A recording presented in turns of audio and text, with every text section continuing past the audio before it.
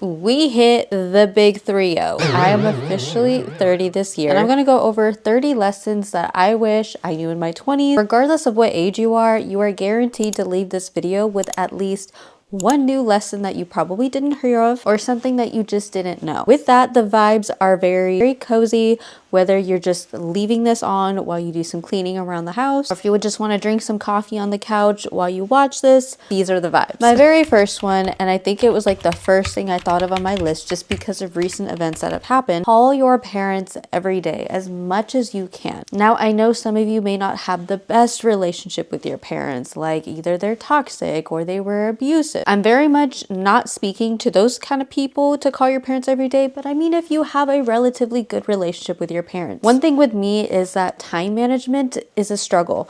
I prioritize things really well, but I don't prioritize the important things well. So because I went all in my business last year, all I'm thinking of is what are the new skills I can learn? What are the new YouTube hacks? Like all these things that, yes, they are important, especially for this present. But then the thing I was neglecting was I just wasn't calling friends. I was not calling my parents. There were times where I probably called home at least like once a week, and it was very unintentional. It was not on purpose. One of the things that kind of just got me to snap out of it was my partner's father passed away earlier this year, and just watching the whole grieving process, being a part of the funeral process. And I have been through it once with my grandpa, but I felt like this one was different because it was his dad. And for some reason, there was like moments where I was imagining it was one of my parents. Gotta take a second there. And then that's what led me to think that I don't call home enough. And then what I started doing is that usually on my walks, I'm usually listening to like a podcast or something that's just kind of, you know, calming or like for self-help, all those type of things. And those are important.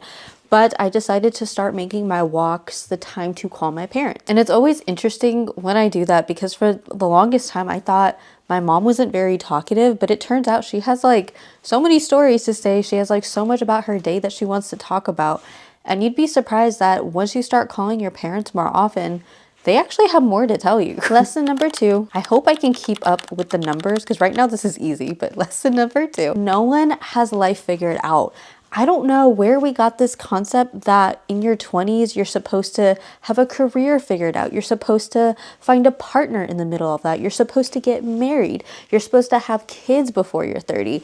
And what no one talks about is how do you get your life together when it's probably the first time that you have been out of your house? Maybe it's the first time that you were moving out of your parents' house or to a new apartment, a new city. Suddenly this pressure doubles, and if you're not doing that, well, it means you're behind now because you don't have anything figured out. And I think the one quote or story that helps me is realizing that there are people who are in their 40s or 50s starting medical school right now. Like they probably went to college at 30 or now they're in medical school at like 50. Maybe because you just didn't have the resources. Maybe the time wasn't right. Maybe you ended up having kids and it delayed your journey. Regardless, whatever you want to do, whatever you are meant to do, just go do that. Because if you wait until you have things figured out, you're going to find that years and years go by and nothing happens. My lesson number 3, and this is something that I will preach it. You don't have to stick with something just because you've been doing it for a long time. This can go into jobs. This could be your career. This could be relationships. Just because you've been doing something for so long doesn't mean you have to stick with it. I recently learned that for jobs that you're actually not supposed to stay for more than 3 to 5 years. You're supposed to just learn the skills that you can and then apply to another job to keep continuing getting more pay. Now, I know with this economy, it's not as easy as it was before. Just because you've been doing it for a while, you find that you're not happy with it, you don't have to stay. For me, this was school. Don't get me wrong, I love learning. I love learning new things. Everything that I do in my business, it has become now this fun thing that I enjoy to do. But when it came to school, I hated everything about the curriculum. I hated that if you weren't book smart, you didn't pass any of your courses. Because the crazy thing is in an exam, I could not tell you what the right answer is doing multiple choice, but if the professor had given me a chance to explain it verbally what my thought process was, I would have passed. Because the truth was I did know what I was talking about, but because it wasn't school, smart, book smart, I don't know what the right term is, I didn't do well. Just because everybody in my family went to school, just because everybody says you need to have a degree, all I knew was school, school, school, study, study, study. But you don't have to stick with it if it's not what's keeping you happy. Lesson number 4, no is a complete sentence. If someone asks you a question at the gym and you say no, that's a complete sentence. If a friend or a partner asks you a question and you say no, you are not obligated to give a reason. Now, of course, if it's like, your partner, your spouse, you might have to give some justification because communication is important. Like, I know all that. But it could even be like a coworker. Hey, can you stay after 5 p.m.? No. You don't have to give a reason. I feel like it's not even just a thing I think that women struggle with, but I think everybody who is a people pleaser is that you over explain yourself when you make a decision. There have only been a few times where someone asked me a question and all I had to say was yes or no. And not once did they ever follow up with, well, why? Why can't you do it? That's never happened. It was just me feeling the need to explain myself. If a coworker asked, hey, can we switch shifts? I would always over explain why I had to say no. No, because I have to do this and then I have to do that and then time might get a little tight so I can't really commit to it. Just say no. No is a complete sentence. Lesson number 5. Your 20s are actually about just figuring out who you are. I feel like we have our 20s so it can prepare you to have the best 30s, so you can make the best decisions still early on in your life. I would actually be worried if your 20s never felt messy, if you never had to leave a relationship, if you never had to leave a friendship, if you never had to stand up for yourself, if you never had to make hard decisions that you knew would affect somebody else, but it was the best for you. These are all the messy things that are supposed to happen now, so that way your 30s can roll on a little bit easier. Lesson number 6, time alone with yourself is just as important as having time with other people. It's obviously important to have a social life, go out, meet your friends and all that. But there comes a point where you should still be spending time with yourself, because if you don't like who you are, if you don't even enjoy being around in your own company, if you can't sit in silence for 5 minutes with yourself, that is a problem. It means that you are trying to avoid something, you are uncomfortable with some thoughts that are coming up. You need to just be alone with yourself because it is just as important than being with your friends. Lesson number 7, it kind of goes into what I was talking about earlier, but I want to make it a point. Life in your 20s is not a checklist. You are not supposed to just go to college. You are not just programmed to just get a degree. You are not programmed to find a partner, to get married before 30, to have your first kid before 30, to own a house before you even have kids. It's not a checklist. You can have your version of a checklist, but I feel like we're always following other people's versions of a checklist. And that might have worked way back in the 90s, maybe even 80s, when the economy wasn't so... You know how it is. But you are in charge of that checklist. If something didn't work out, change it. Put something else on the checklist. But when you do that, make sure that you're also experiencing life. You are still visiting family. You are still doing the things that are important to you while still doing the things that you need to do. Lesson number 8, and this is mainly for my women, trust your gut instinct. Whether it's with a guy you are seeing, whether it's an event you have to go to, or a friendship that you're trying to form. If something feels off in your gut, do not doubt that. I feel like everybody has their own theories of what gut feelings are. Some people say it's your ancestors protecting you. Some people say it's a spiritual thing that happens. Some people say it's in a parallel universe and this person has already experienced it and that's why you are experiencing it now. Whatever your belief on gut intuition is, do not ignore it. There's not a lot of instances that I can remember where my gut instinct has failed me, because it's one of those things that you don't exactly get validation from. But I remember I was supposed to go to an event down in San Jose. It was one of my friend's birthday, but it was pouring outside, rain. My gut feeling just said, I don't feel comfortable driving in this rain. It doesn't feel right. And then just out of curiosity, later that night after I had texted the group saying hey, I can't make it, not giving a reason too, I just said, can't make it. I was looking at the traffic coming back and it was insanely red on the map. It would have taken me 3 hours to get home, and for me San Jose is 30-40 minutes, and I had to still get up the next day at 5:30 a.m. for an in-person client session. Lesson number 9, your circle, your friend circle specifically, is going to get smaller and that's okay. I'm a true believer that people are meant to come into your life for a reason, whether it was to teach you the lesson or you were the lesson to that person. And I know it sucks to be the lesson for that person because you end up getting the short end of the stick. So it's okay if the people around your life change. It's okay if your friends change. It's okay if you grow apart. You can still have love for a person, still wish them the best, but just not want to be around them. And that's okay. Lesson number 10, and I will be honest, I'm still kind of learning this one because I get it confused. Rest is productive. We are in flu season, hopefully steering away from it now that we're entering in spring, but rest is productive. If you had a really hard week, if your stress has just been unmanageable,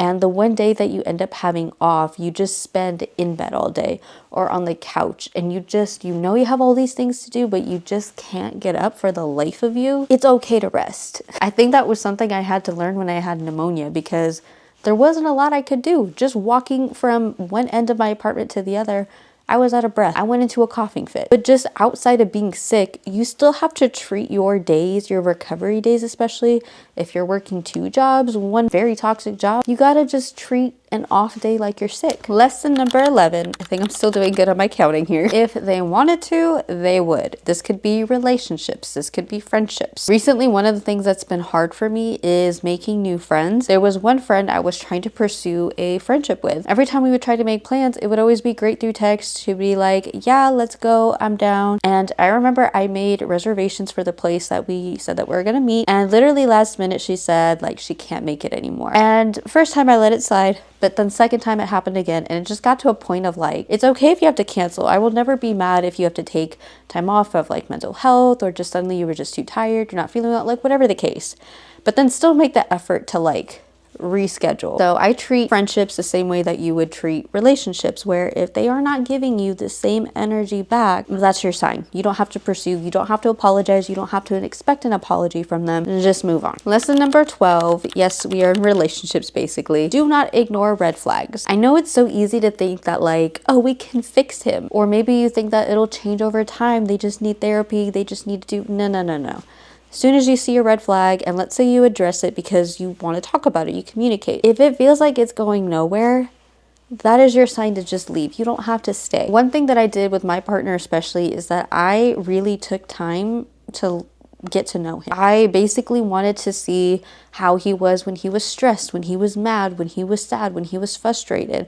I wanted to see how he treated me in person, how he treated me apart away, because we didn't always like live together. And not once did he ever raise his voice at me.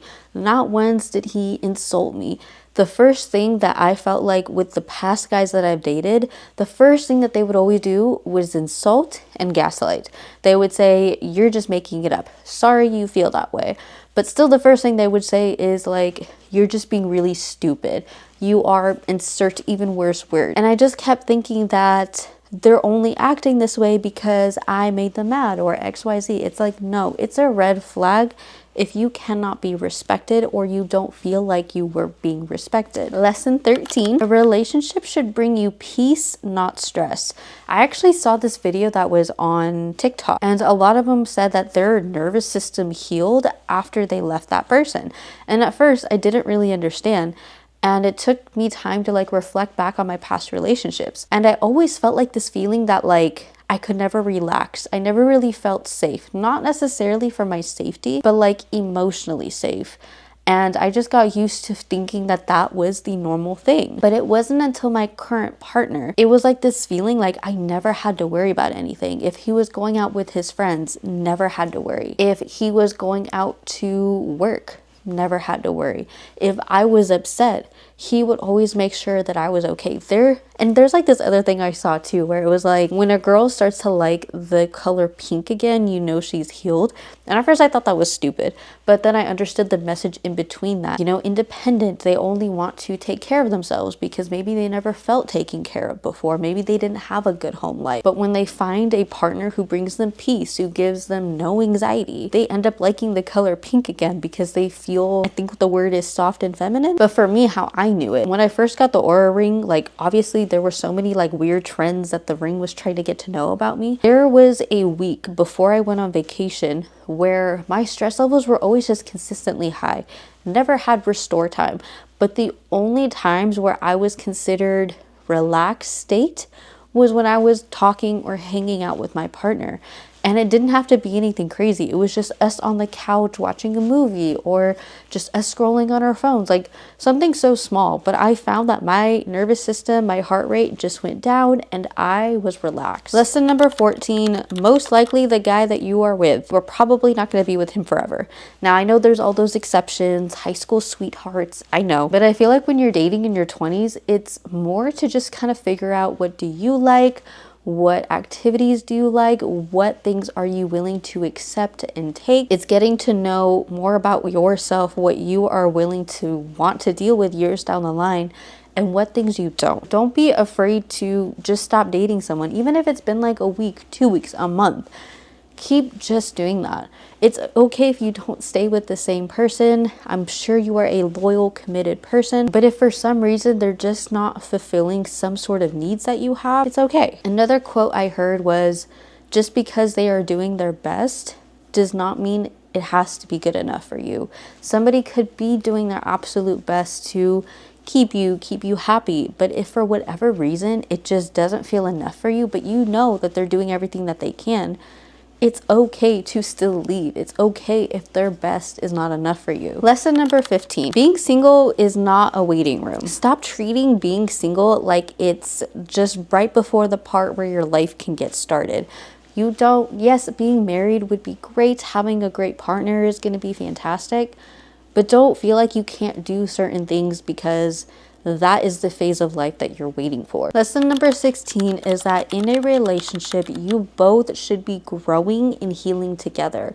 Not necessarily like healing each other's problems, but more than likely, if you've been with someone long enough, you probably know what baggage they carry. You probably know the traumas that they've been through. If you are not actively working on that together, and let's say just you are, but not the other person, that's not okay. Because now the problem is that you're going to keep growing and evolving while this person stays behind. And as much as you care and want to love that person, it's very hard to do that if you are unhealed. Lesson number 17, a good partner will never make you question your worth. The right person should be adding to your confidence, not your insecurities. One thing I learned about men is that they are always watching you.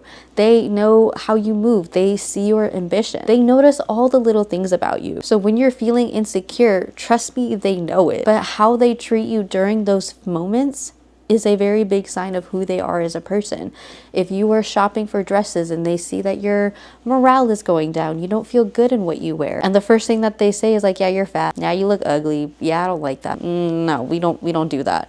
They should be uplifting you. They should be able to come to you in a constructive way saying, I don't think you're fat, I just think maybe this dress is just hugging this part of your body weird, and just helping you see that there are different angles to it, that no, you're not ugly, it's just the clothes that you're wearing or the clothes that you were trying to fit into. Maybe it's just a size too small and they help you get a size up, and next thing you know, it actually looks fantastic on you. And yes, that was a real case scenario with my partner. Lesson number 18, not every argument needs a response. I can't tell you how many times me and my partner have been in arguments where it was just one of those things where it didn't make sense to one of us, whether it was me mad or him mad. And there was just times where I was like, where are you getting this from? Or where is this coming from? And if after all that, it still doesn't make sense to you, you don't have to respond. You don't have to try and work it out in that moment. My partner likes to take time to just process and feel what he needs to. I'm the opposite, but not everything needs a response. Lesson 19, I kind of already said it, but I wanted to make it like an official one. You can outgrow people without hating them. You can wish them the best. You can want the best for them, but still not want to be around them. Lesson number 20, never let a relationship forget who you are. I think it's really easy to prioritize their needs over yours. Even though it doesn't feel like it in the moment, you just think that you want to do something nice for this person. But what ends up happening is that you do one thing for this person, then you do another thing. Half the day is gone. You didn't get to go on a walk to get your step count anymore. Maybe you couldn't go grocery shopping and now it's just way too busy at the grocery store to get groceries. Because if you're like me, I get anxiety when I go to the grocery store and it's just packed because now I can't get anything. I can't go through the aisles. It's a whole thing. Lesson 21, we are almost there. Lift weights Not just because you're trying to chase an aesthetic, but just because it's important to get stronger. When I first started out in lifting, I really didn't have any body goals. Felt like I already liked my physique. There was nothing that I hated or wanted to work on. I just knew stay skinny, right? And it wasn't until I became obsessed with the muscle look, I was just lifting just to lift. One of my clients actually who works with me in person, we've been working on her push-up strength. And yes, like everybody's goal when they work with me is to like lose fat, build muscle. I think she wasn't expecting was that she could eventually get better at her push-ups. She started off like really slow, really hesitant, and then out of nowhere, she was just able to do it. When I showed her the progress like side by side, she was like kind of surprised, but also kind of like, I really did that. Like it's a very empowering feeling when you see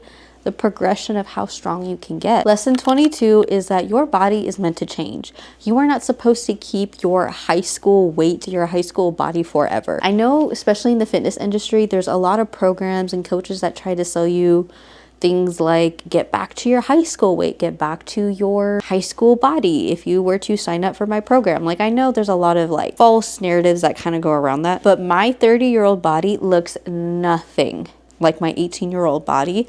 And I say that with a lot of happiness because when I look at my 18-year-old body, she was very skinny. She was very frail looking. You could argue that like she was fit and strong, but in my head, I did not feel that way. Lesson 23, eat to fuel your lifestyle. I don't know what your goals may be, whether it's to gain weight, to lose weight, whatever your lifestyle is right now, whether it's very active, and if it is very active, you need to be eating to support that. I think a lot of women, they always complain that after their 30s or their 40s, their metabolism slows down, or they just have a slow metabolism. And it's like, was it your metabolism or was it your lifestyle? Because when you think about it, in our 20s, we are on the go all the time. And maybe we are working 2 jobs, or maybe you're going from your job to the gym to like all these different things. And then something happens in your life towards like your 30s and you start to slow down. And it's like, was it really your metabolism or are you just not as active as you used to be? And if that is the case, you better be eating to fuel that. Lesson 24, there is no perfect diet.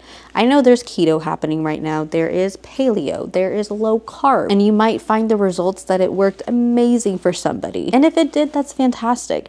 But I do follow a lot of people in the fitness community, and I find one common thing for the people who have been in it for like years, like I'm talking like 6+ years, they eat foods based on what works for their body. There's like one specific influencer that I can think of where she doesn't eat a lot of carbs. And most people would argue that like, oh, she's just trying to stay lean. She doesn't want to gain weight. But then she did like a Q&A on her stories and she said that carbs make her inflamed. And I'm not talking about like the bloating inflamed. She said that she would get rashes. So she has to be very selective on the type of carbs she eats.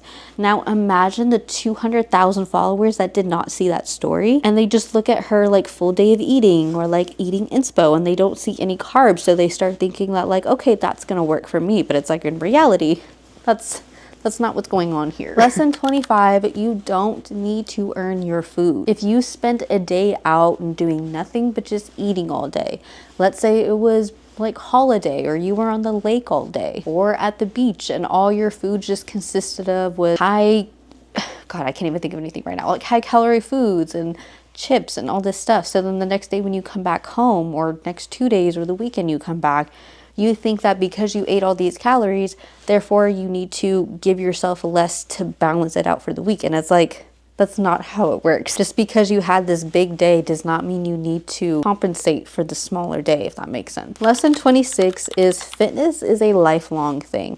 I don't care what your goals are.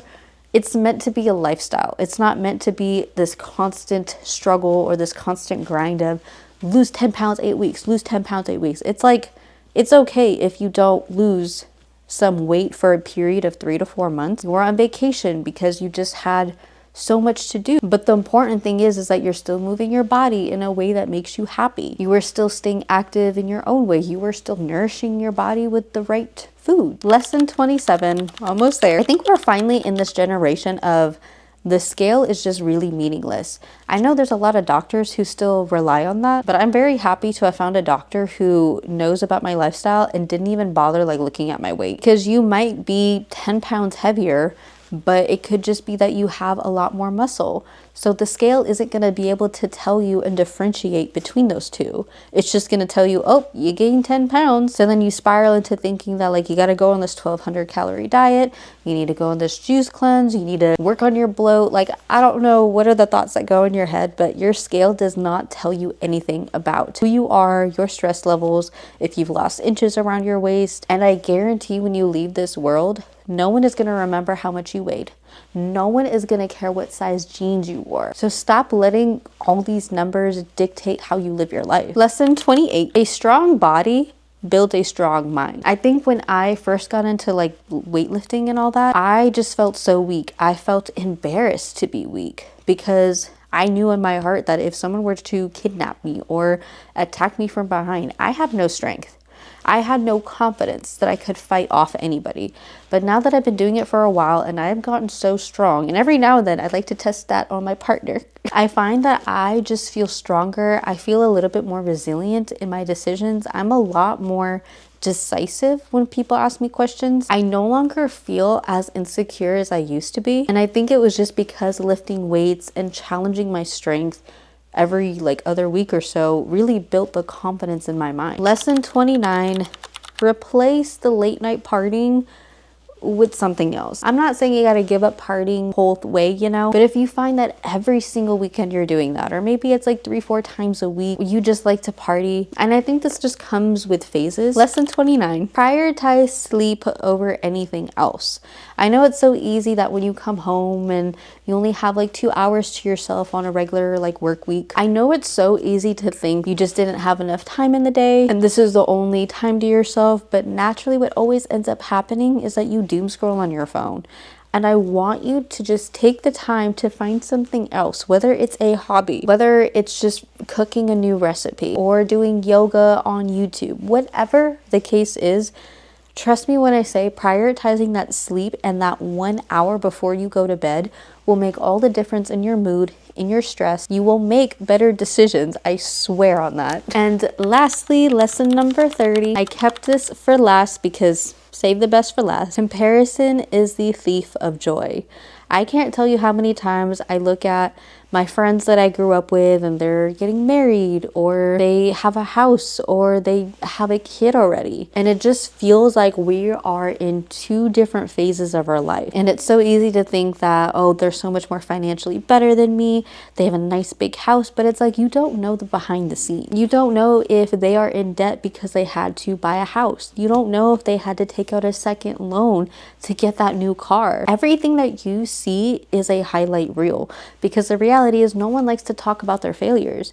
No one's going to post about it, but they're only going to talk about everything that they achieve, all their success stories. So it's so easy to get caught up in thinking that you are behind or that you're just not doing enough. But just focusing on your life and the things that matter is just so important. Take it from me. I started a business at 25, 26, and because of that, I've had to push back a lot of different decisions, especially traveling. And when I see other people traveling and living their best life and all these things, it makes me think that like, am I doing the wrong thing? Am I not? Should I just go back to the 9-to-5 life so I can get back on that regular role? But it's like, no, because the 5 years that you can put in now dictates how your next 10, 20 years can look like. So focus on you. Focus on your goals. Be okay with being misunderstood. You don't gotta explain your reasons to everybody. Be confident in the decisions you make, and even if they're wrong, you can always fix them. And then lastly, make sure you're subscribed to my YouTube channel just so you can keep up with all the life updates and lessons so that you never have to learn on your own. I just gave you 5 more, so really, I gave you 35 lessons. You're welcome. But that is it for this video. If you enjoyed it, please make sure you drop a like, and I will see you in the next video.